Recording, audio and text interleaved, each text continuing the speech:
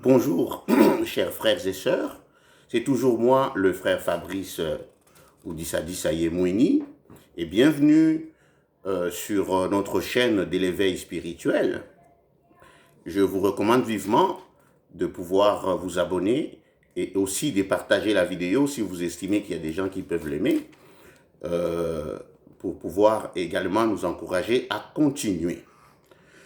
Je vais toujours continuer sur le thème le thème précédent. Le diable n'existe pas, il n'existe que Dieu et ses créatures.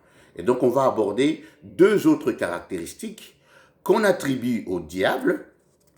Et vous allez voir que la Bible nous a habitués à des quiproquos, de telle manière que nous en sommes rendus à avoir de considérations ou des croyances tout à fait incompréhensibles. Deux choses aujourd'hui. Je vais lire pour cela 2 Thessaloniciens chapitre 2, verset 4. Et il dit ceci. Je pourrais commencer au verset 3 pour donner un peu le contexte. Que personne ne vous séduise d'aucune manière, car il faut qu'auparavant l'apostasie soit arrivée et que se révèle l'homme impie, le fils de perdition. L'adversaire qui s'élève au-dessus de tout ce qu'on appelle Dieu ou qu'on adore et qui va jusqu'à s'asseoir dans le temple des dieux, se faisant passer lui-même pour Dieu. Donc, ici, évidemment, le contexte parle de l'antichrist, comme on dit, et on sait très bien que tout ceci, c'est des symboles que l'Église catholique et la chrétienté mondiale utilisent pour pouvoir contrôler les populations. Mais bon, bref. Du moins, on dit ici qu'il y a un adversaire qui est capable, si vous voulez, de s'élever au-dessus de ce qu'on adore, de ce qu'on appelle Dieu ou de ce qu'on adore, puisqu'il définit Dieu comme étant l'objet d'adoration. Donc ça, c'est une première réflexion que je voudrais vous faire. Pouvez-vous imaginer, frères et sœurs, que le Créateur des cieux et de la terre, celui qui donne à tous le mouvement, la vie et l'être, peut vraiment avoir un adversaire? C'est-à-dire quoi? C'est-à-dire que lorsque le Créateur décide de faire quelque chose sur les humains, lui peut se lever pour pouvoir contrecarrer cela. Et nous avons souvent cette croyance, cette attitude, nous avons souvent cette manie de penser que lorsque nous commençons un projet, un sujet, nous voulons obtenir quelque chose, nous prions pour cela, nous jeûnons pour cela. Si on ne le reçoit pas, on a souvent tendance à croire qu'une entité hypothétique qu'on appelle le diable, ou ses acolytes qu'on appelle le démon, ont suffisamment de pouvoir pour pouvoir contrecarrer cela. Bon, contrecarrer l'humain, je peux comprendre, mais aller jusqu'à contrecarrer, à s'opposer à Dieu, vous imaginez cela?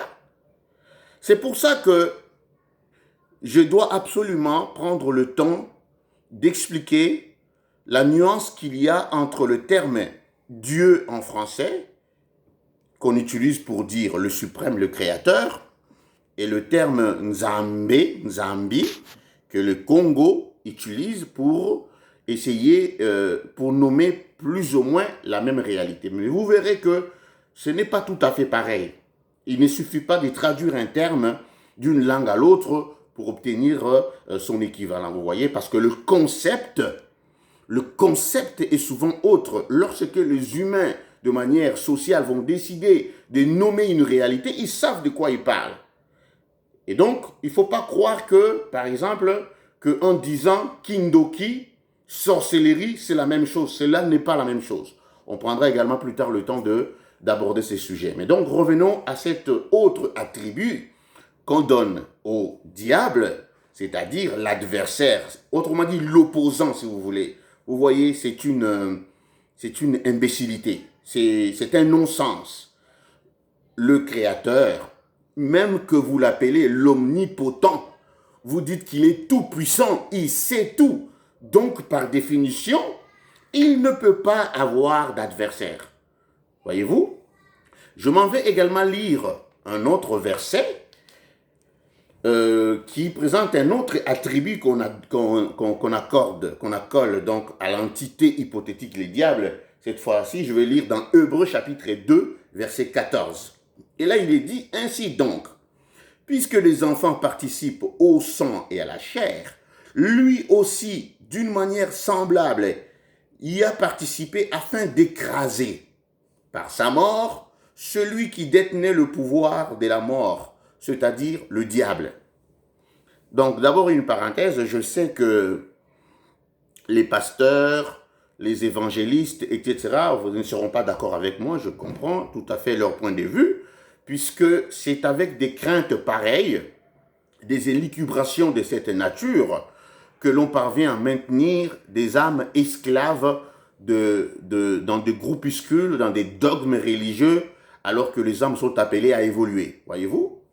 Donc ici, on dit, mais quand même, toute âme qui est désireuse, n'est-ce pas, de connaître la vérité, puisque toutes les âmes connaissent la vérité. On verra cela lorsqu'on abordera la notion de l'âme, saura et comprendra que ce que je dis est précisément ce qui est, c'est-à-dire la vérité.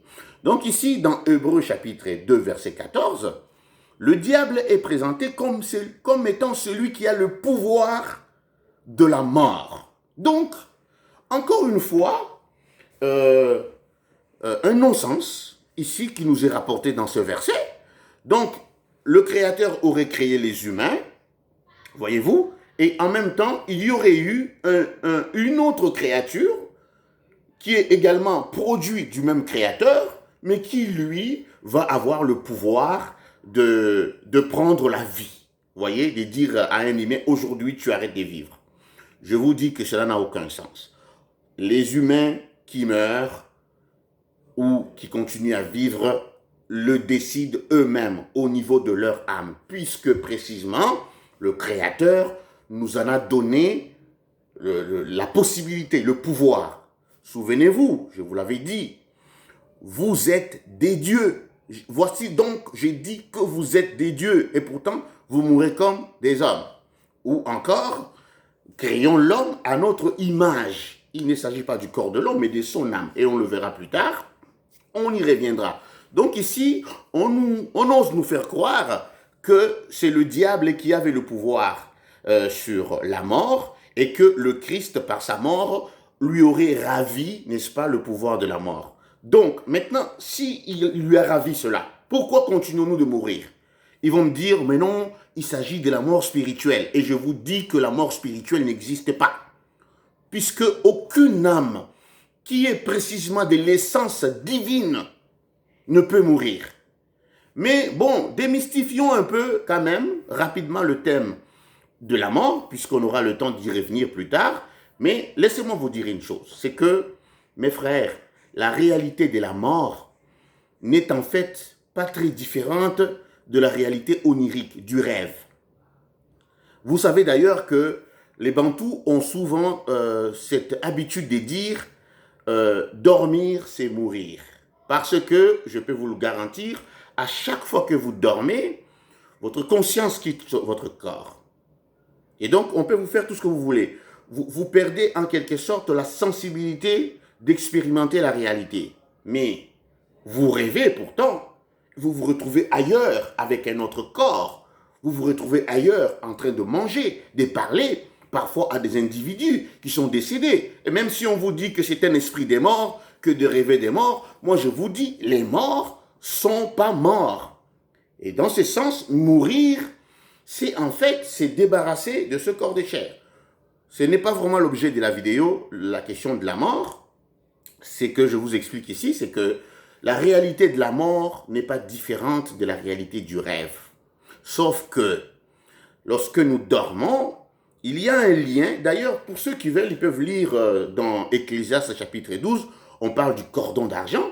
Donc il y a un lien qui connecte notre conscience, notre âme si vous voulez, à notre corps. Il est toujours là quand vous dormez, même si vous quittez votre corps, mais votre corps est, votre âme en quelque sorte, votre conscience, je vais le dire comme ça, est toujours liée à votre corps. Vous pouvez vous retrouver à Mbujimayi, en train de manger l'Indakala, ou vous retrouvez aux États-Unis en train de contempler la Maison Blanche, etc.